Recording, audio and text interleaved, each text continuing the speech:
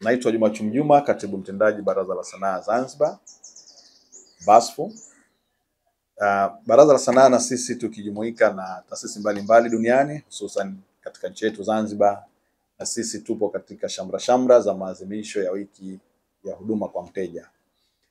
Katika hili niseme na sisi tunaendelea kutoa huduma zetu kama baraza, kama desturi, kwa mujibu wa miongozo, sheria na kanuni zake, kwamba wananchi wanaofika katika maeneo mbalimbali ya ofisi yetu tunawakaribisha sana, lakini pia ambao wanakwenda katika maeneo mengine ya nje ya ofisi, kwa mfano wanaokwenda kwa wananchi wanaokwenda kwa masheha wetu kwa ajili ya kukata vibali mbalimbali vya sherehe na burudani, hususan katika maeneo haya ambao wananchi wanafanya shughuli mitaani, lakini wakati mwingine wanafanya shughuli katika maholi, tunawakaribisha kuwafikia masheha katika utaratibu ambao tayari umeshaelekezwa.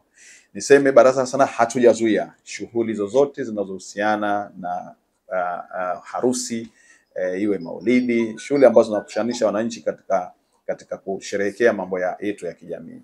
Hata kama kwamba tunaelekea uchaguzi mkuu wa nchi tarehe 29, tunashukuru sana kwamba nchi yetu bado iko na amani, utulivu, jambo ambalo tunajivunia.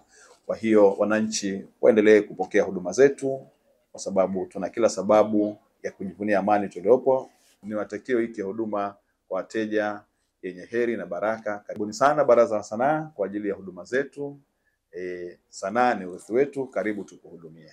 Usisahau kusubscribe, kulike, kucomment na kushare. Mshindo TV.